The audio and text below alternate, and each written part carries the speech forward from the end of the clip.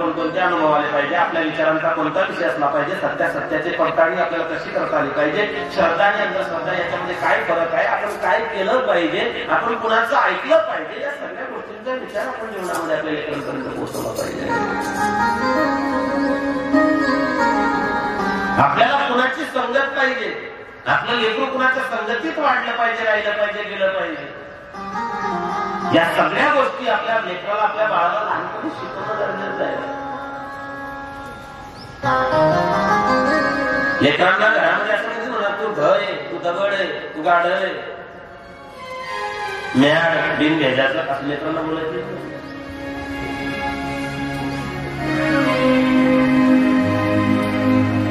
Mad डोक्याचा बिन भेजाचा हे शब्द लेकरांना ऐकू नका.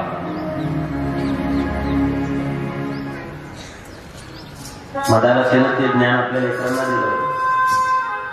आई जितकी प्रगल्भ, जितकी उदात्त महान विचारांची असेल तशी संतती तिच्या उदरामध्ये घडवल्या जाईल.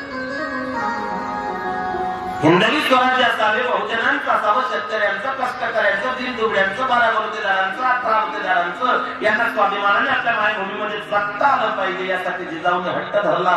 ते संस्कार बालशिवबांवरती झाले. म्हणून वयाच्या 16व्या वर्षी छत्रपतीने राज्य व्हावे ही स्त्रींची इच्छा आहे. आईने आपल्या गर्भामध्ये केलेले संस्कार 6 जून 1674 साली 32 मन सोन्याचं सिंहासनात कन्व्हर्ट झालं.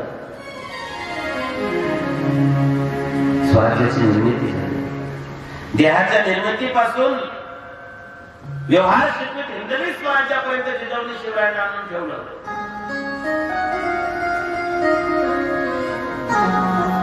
छत्रपती शिवाजी महाराज यांच्यावरती झालेले संस्कार उत्तम उदाहरण आहे. भगवान श्रीकृष्ण आपला 8वा अवतार संपवून जेव्हा निज धामाला निघून गेले, बरीच वर्ष धर्मरक्षण करण्याची वाट पाहावी लागली आणि अशा इसवी सन 1000च्या सुमारास भारतावरती परकीयांचं आक्रमण झालं. देश लुटायला सुरुवात झाली. बळजबरीचं धर्मांतर, अत्याचार, मंदिरांची लूट, त्यांचा नाश होऊ लागला. धर्माला, देशाला कोणी वाली उरला नाही. सगळीकडे अंधार पसरला. काळोखी रात्र आणखीन गडद झाली.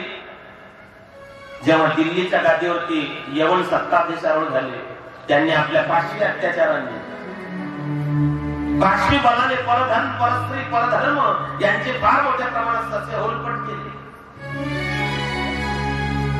सर्वांना वाटू लागलं आता धर्म मोडणार. परंतु अशा जिजाऊंच्या संस्कारातून, त्यांच्या संकल्पातून एक अतिशय दैदिप्यमान विश्वरत्न महाराष्ट्रामध्ये जन्माला आलं. निश्चयाचा महामेरू, बहुत जनांचे आधारू, अखंड स्थितीत निर्धारू श्रीमंत योगी. भगवान योगेश्वरानंतर, भगवान द्वारकाधीशानंतर विविध भावांनी नटलेलं संपन्न व्यक्तिमत्व, पराक्रमी, राजनीती धुरंधर, प्रौढ प्रताप पुरंदर, हिंदू धर्म प्रतिपादक, क्षत्रिय कुलवंत, सिंहासनाधीश्वर, हिंदवी स्वराज्य संस्थापक, राजाधिराज, योगीराज, पुरंदराधिपती श्री छत्रपती शिवाजी महाराज अवतीर्ण झाले. श्वासात रोखून वादळ, डोळ्यात रोखली आग. श्वासात रोखुनी वादळ, डोळ्यात रोखिली आग. देव आमचा छत्रपती, एकटा हिंदू वाघ. हातात धरली तलवार, छातीत भरले पोलाद. हातात धरली तलवार, छातीत भरले पोलाद. धन्य धन्य हा महाराष्ट्र, धन्य धन्य ते आमचे महाराज. पूर्वी संस्कारांना खूप महत्व होतं, आज संस्कार उरलेले. या सगळ्या गोष्टींचं स्मरण आणि भान घरातल्या कर्त्या पुरुषांना पाहिजे. त्यामुळे होणारी सर्व संतती अति सामर्थ्यपूर्ण, सत्वशील आणि धार्मिक वृत्तीची जन्माला येते. पण आजच्या या आधुनिक काळात चंगळवादाने भरलेल्या जगात पूर्वी आमच्या ऋषींनी सांगितलेल्या गोष्टी करता येत नाहीत याची शक्यता फार कमी आहे. परंतु गर्भधान संस्कार करणे फार महत्वाचे आहे.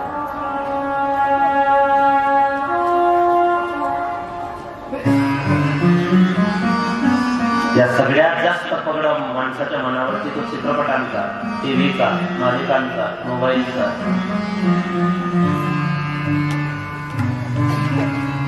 सिनेमी बघून होणारा परिणाम. ज्या चित्रपटातून देशभक्ती, ईश्वरभक्ती, त्याग, संस्कृती, देशाभिमान वृद्धिंगत होत असेल तर त्या चित्रपटांना अवश्य पहा. मनकर्णिका नावाचा चित्रपट प्रदर्शित होतो झाशीच्या राणीचा.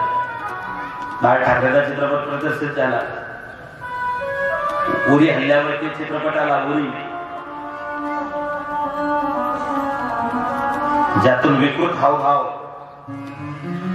व्याभिचार, शृंगार, मानसिक तणाव हे चित्रपट पाहण्यात काढले गेले पाहिजे.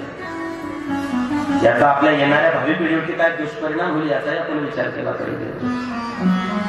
अशा प्रकारचे वाईट चित्रपट बघून वासना आणि भोगेच्छा जास्त प्रमाणात वाढीस लागत आहेत.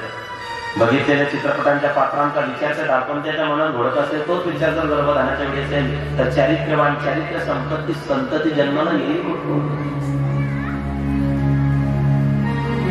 राजा हरिश्चंद्र, श्री संत ज्ञानेश्वर महाराज, श्री संत तुकोबाराय, छत्रपती शिवराय, धर्मवीर शंभूराजे जन्माला येतील कसे? अंग प्रदर्शन, कामुक हावभाव, अश्लील गाणे, अचकट विचकट नाच यासारख्या गोष्टीचा दुर्गामी परिणाम समाज मनावरती होतो. आणि तीच संस्कार आमच्या गर्भावरती होती, तीच त्या ठिकाणी पद्धतीने जन्माला येते. राष्ट्राबद्दल प्रेम पाहिजे. ऐ वतन वतन मेरे आबाद रहे तो जहां रहे वहां. या राष्ट्राबद्दल, या देशाबद्दल, या धर्माबद्दल, ज्या गाण्यातून, ज्या चित्रपटातून, ज्या असणाऱ्या, त्या सिच्युएशन मधून, त्या असणाऱ्या संपूर्ण गोष्टींमधून राष्ट्रप्रेम, धर्मप्रेम, आपल्या समाजाबद्दल असणारी निष्ठा या गोष्टी जीवनातून ज्यावेळेस संस्काराच्या माध्यमातून लेकरांपर्यंत पोहोचते. तू जहां रहे